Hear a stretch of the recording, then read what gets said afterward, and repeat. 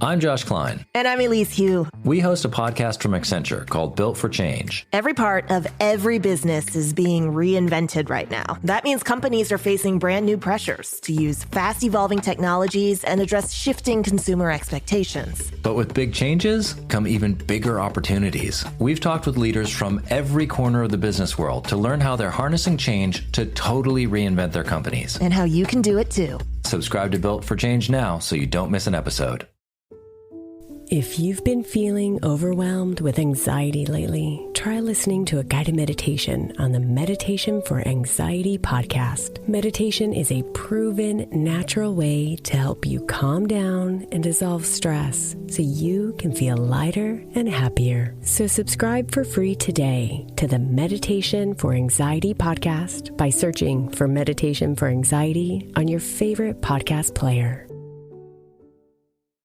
This is Optimal Living Daily, episode 2963, The Want To versus Have To Ratio, Part 1, by Helene Massicotte of freetopursue.com, and I'm Justin Malik. Welcome to one of the only podcasts in the world where articles are narrated to you for free with permission from the authors, and it's an award-winning podcast thanks to you. Today's a longer post, so I'll read the first half, but then finish the rest for you tomorrow.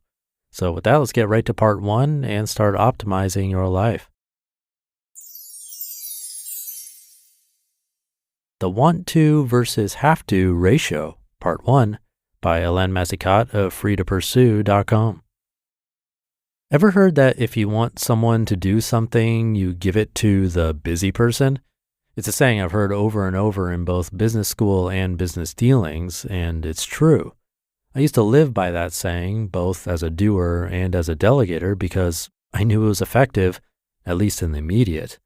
Assigning yet more responsibility or work to a busy person is essentially piling on the work on one of 5 types of people. Those who, number 1, don't know how to say no. Number 2, don't know or even want to believe he or she has a choice. Number 3, worry about what saying no will do to the relationship with who's asking. Number 4, think getting things done, big or small, earns them a good reputation. Or number 5, believe a busy life is a happy life. Want to versus have to. No matter which type of person the request ultimately goes to, it's detrimental to both parties, either in the short term or in the long term, because our level of happiness is based on our perception of want to activities versus have to activities. Feeling we're living authentically and with autonomy over our actions is hugely motivating, whether it be in our personal or business lives. At home and with friends, we feel we're in a collaborative and open environment. We want to help each other, support each other, and spend time together because it feels good, not because we feel obligated to. When this feeling erodes, we start avoiding, begrudgingly going through the motions, growing resentful, spreading negative gossip, looking for everything that's wrong as opposed to what's right, and eventually move on as we feel the relationships are out of balance. At work, we feel we get to work on what we're passionate about as opposed to having to work on something that only matters to someone else. We feel aligned with what the organization is trying to accomplish. We need no prompting because we're running on our own fuel. Autonomy fuels effectiveness, creativity, passion, curiosity, and problem solving. All of these are important characteristics of successful and productive people. Now, conversely, a sense of obligation and constraint leads to drone-like compliance, resistance, retaliation, small and large, and eventually lower productivity that often leads to greater reliance on punishment and reward systems. More on the 5 types of yesers. Let's take a closer look at each of the different types of individuals introduced before and see how this plays out in their potential for success in maximizing happiness, the ultimate life currency. Number 1, don't know how to say no. This person doesn't know how to say no. She or he says yes, but lives no in her thoughts or subversive actions, and yet still delivers for now. She smiles on the outside while her stomach is in knots. She asks follow-up questions as she thinks of the other things she's been setting aside to do what's requested.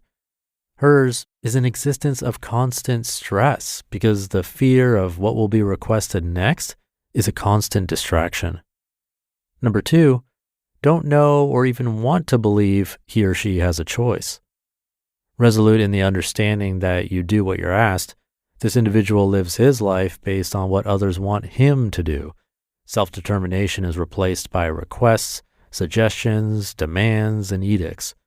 The only redeeming value in this person's position is the lack of inner conflict that person number 1 experiences.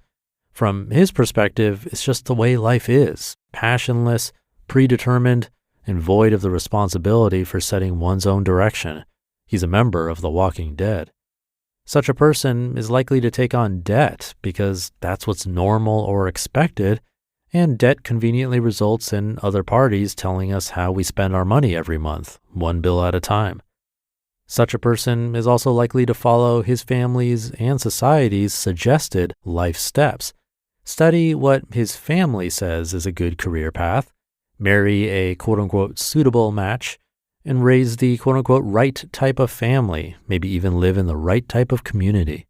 Structure is also important to this individual because his tolerance for uncertainty and personal responsibility is very low. Number 3, worry about what saying no will do to the relationship with who's asking. This person is always worried about rocking the boat with everyone, friends, family, colleagues. Her fear of conflict builds a prison of obligation around her. She doesn't blame others for asking, but she blames herself for always thinking that saying no will be detrimental to a relationship she values. And because of this fact, she prefers to say yes rather than risk finding out the cost of rejecting a request. What's the harm in just doing what's asked anyway, right? As a result, those who care the most won't ask because they know her too well and care too much. Those who don't know they can get away with it, no questions asked. That means that she has less opportunity to help out those who care most about her because those who don't hog her time. Trying to be helpful, to be liked, and in someone's good books ultimately costs her the potential for stronger ties established with reciprocity and gratitude to those who value her most as a person. Number 4, hear that on tomorrow's episode. You just listened to part 1 of the post titled, The Want To versus Have To Ratio by Helene Massicotte of freetopursue.com. If I would have kept making only the minimum payments on my credit cards, my debt would have taken me 47 years to pay off.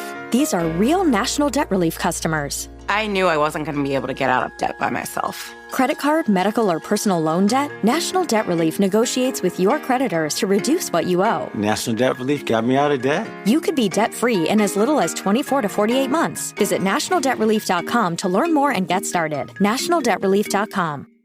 I'm Josh Klein. And I'm Elise Hu. We host a podcast from Accenture called Built for Change. Every part of every business is being reinvented right now. That means companies are facing brand new pressures to use fast evolving technologies and address shifting consumer expectations. But with big changes come even bigger opportunities. We've talked with leaders from every corner of the business world to learn how they're harnessing change to totally reinvent their companies. And how you can do it too. Subscribe to Built for Change now so you don't miss an episode.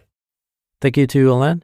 We'll finish the rest tomorrow and hear a possible solution to all of this. In the beginning, she was talking about autonomy, which I think is huge, even if we don't like working for ourselves per se. I think that sense of agency really does bring about a more general long-term happiness compared to those who don't feel it. And again, you don't have to be running your own business to have that sense of agency or autonomy. Just having that feeling of control of our actions, choices, and then ultimately our future completely changes how we feel about our lives.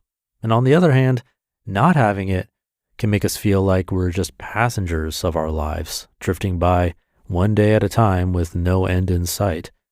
So I do think it's really important. And it'll be interesting to hear what Helene suggests as possible solutions to these scenarios, which, by the way, I'm sure I've been in myself.